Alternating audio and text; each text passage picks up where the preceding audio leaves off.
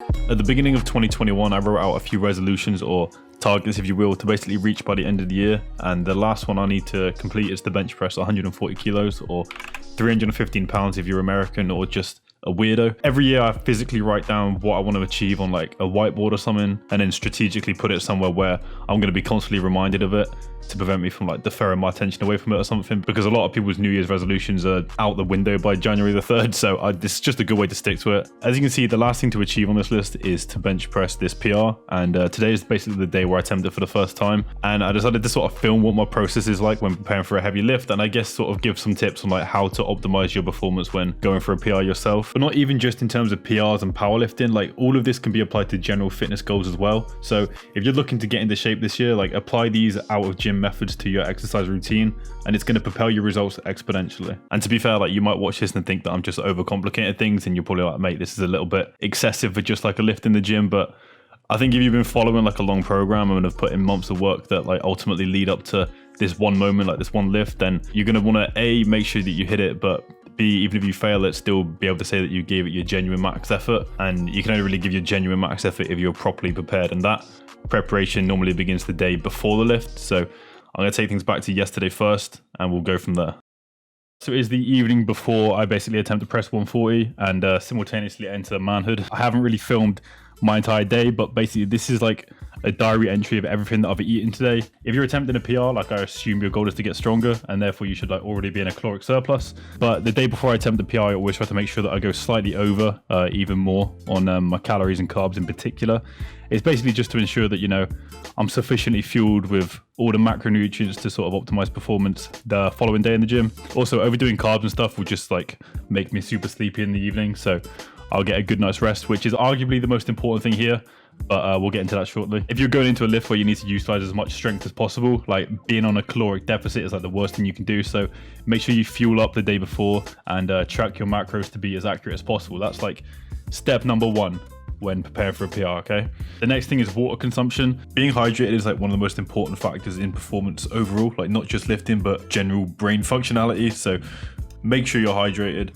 Eddie Hall has like this entire meme built around him because of how much he like preaches this and the importance of it. So very dehydrated from the flight, and that's when injuries happen, when you're dehydrated. I'm just constantly dehydrated. Very dehydrated today, more than usual. I know everyone takes the piss, but very dehydrated. Also, it's hypothesized that the supplement creatine is like so effective because of how well it keeps water stored in the muscles and keeps it hydrated. So you should definitely be at like the top of a creatine cycle when going for a PR as well. As you can see here, like I've drank about 4 liters of water today, which is like just over a gallon, which might seem like quite a lot, but you know, we're going full out tomorrow, so I want to be optimally hydrated. But yeah, after you've hit your macros and consumed enough water and you're feeling severely overweight, the next thing to do is basically get some good rest. I always avoid drinking water before going to sleep so that there's less chance of me waking up in the middle of the night to like pee and then disturbing my sleep cycles. Ideally, you want to like sleep all the way through and get maybe like a minimum of 8 hours sleep. And it also differentiates from person to person depending on like your circadian rhythm and stuff. But for me, going to bed early and then waking up early is like the way I feel the most alert and ready to perform. It's about 8:30 now. I'm going to finish recording this, then go and step away from the screen and maybe read for like an hour and be asleep by about 10 o'clock, which probably makes me sound like a bit of a pensioner, but I know when I wake up in the morning, I'm going to be ready and I'm going to be energized to go and hit this PR. They're the 3 main things. Make sure you eat enough, make sure you drink enough, and make sure you sleep enough the night before. If you're not doing those things before a lift, then you're going to drastically hinder your performance the next day. So very important.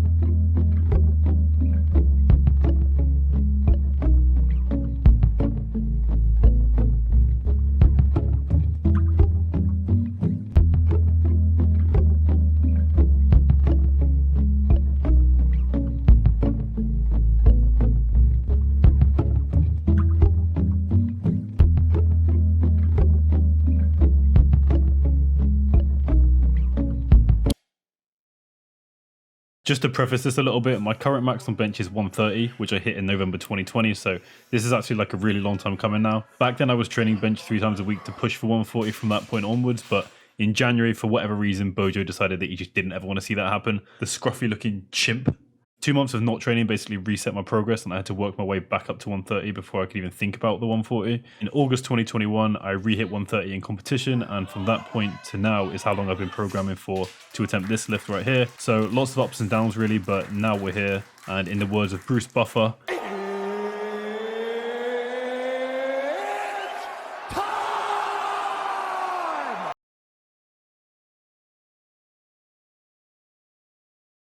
it is the morning of. In like 90 minutes time, we're gonna go and hit the gym.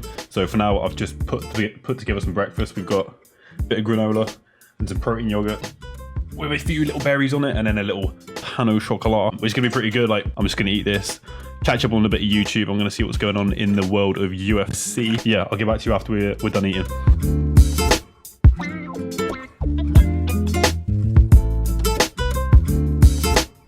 I'm just gonna do like maybe 20-30 minutes of like stretching, warming up, just because like my hips are super tight still from running last month every day. Oh my god. And when you're like trying to put an arch into your back when you're benching, your hips come into play quite a lot, so I've got to make sure that they're a little bit loose so that I'm ready for actually benching here. Yeah, let's do that. Now don't ask me no questions, just listen to this shit.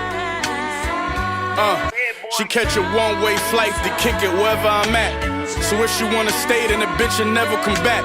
You wanna... Okay, stretching is done. I'm gonna go take a shower and get ready for the gym. So 10-year run, and as predicted, my persistence got my name on all them lists. Had a brick before rap, like that dope boy from Memphis. I survived all them death threats and 3 felony convictions. Plug found out my whole team was hot, he kept his distance.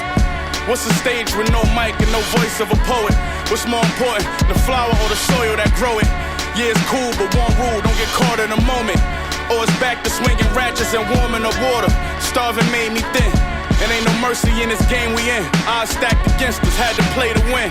I got a broad I never saw before 1 a.m. I'm out west and crazy girls cleaning out the ATM.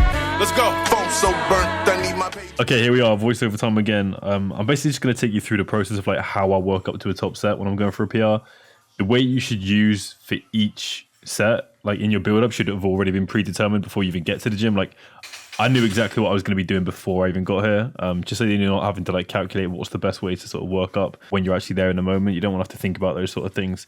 When you are trying to figure it out, you want to find this sort of like Goldilocks spot of not making huge weight jumps every set, but also not doing too much volume and overexerting your energy levels.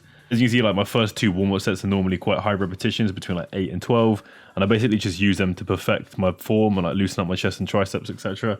You can see I just got done with my first set of about 60 kilos, and I'm now repping 80, just making sure that the bar path is like accurate and everything's moving cleanly. I'm stretching my shoulders and sternum out in between sets too with this little resistance band, and I'm now moving on to single rep work. From this point, every weight jump has some pretty important significance, and it's like the sort of reason it was carefully predetermined before I even got into the gym. So 100 kilos moves really nicely, as it should. And you can see here that I'm sort of really accentuating the arc in my back, which basically is just so that I can sort of retract my scapula and protect my shoulders from injury, and also in turn put more focus on my chest and arms, and therefore like generate more strength. Form tends to slightly slip with PR attempts, but I think if you practice it enough, it doesn't necessarily have to be the case. I pretty much get into this setup even if I'm only benching like 60 kilos, like just through force of habit. And I'd recommend probably doing the same thing. It's just like good practice regardless of the weight, really. So we did 100 for a single, then 115. And now with White Monster coursing through my veins, I've got 125 kilos loaded up on the bar. So that's another 10 kilo jump. And this will give a good indicator of like what my strength is feeling like on that day.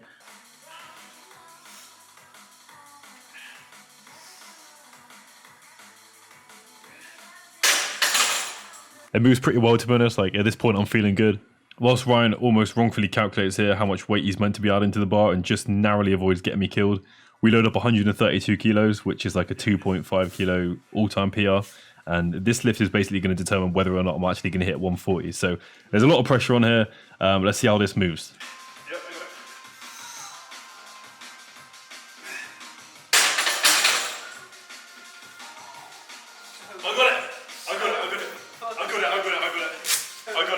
Like surprisingly pretty easy. Like I generally remember thinking like that actually moved stupidly fast. So let's just say like I knew I was going to get this really going into the 140. So yeah, confidence at an all-time high, and with the combined 6 wheels on the bar, it was time to close out the year and hit this PR. I'm going to play the song that was playing in my headphones at the time just so I can shut up and stop talking basically. But yeah, here we go. This is it.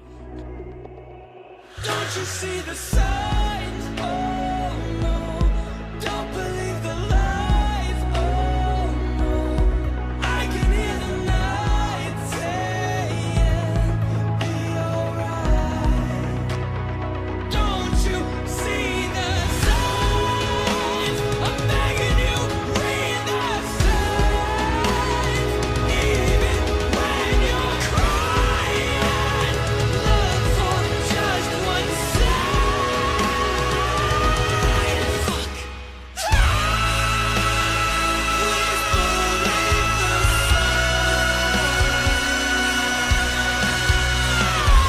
I'm honestly just like still buzzing with that. Like just watching it back makes me well happy. Like I am a bit of a nerd when it comes to this, and I don't know, setting out to achieve something and then actually doing it is just like just fucking awesome to see, to be honest. I was actually surprised with how fast it moved as well. I felt like I could have even maybe got a second rep in there or maybe tried like a 145, but I decided to just sort of call it there and leave things on a high. The program that I was following had me on track to hit 140 this session, but like there's no way that I get it that easily without all the preparation that I put into it beforehand. I truly believe that if you sort of stick to the advice I've given out in this video, you really will be able to sort of perform at your highest level, and genuinely you'll probably surprise yourself as well. So, and I think that's just why I love powerlifting so much, because it sort of pushes my strength to a point that would have been completely unfathomable to me like 8 years ago. Like back in school, like I used to be the size of like a toothpick, and if you asked anyone back then if I'd ever be able to bench 3 plates, they'd probably like laugh at you. So I guess you just don't really ever unlock like your true potential until you actually push yourself. So I don't know, I don't really know where I'm going with this. Maybe I've just been a bit introspective because of the fact that I've now crossed everything off that I wanted to do this year. And if they weren't huge goals, they were sort of realistic for, you know, the reality that the world is these days. You don't always have to set goals that are life-changingly big. Small wins are where it's at, because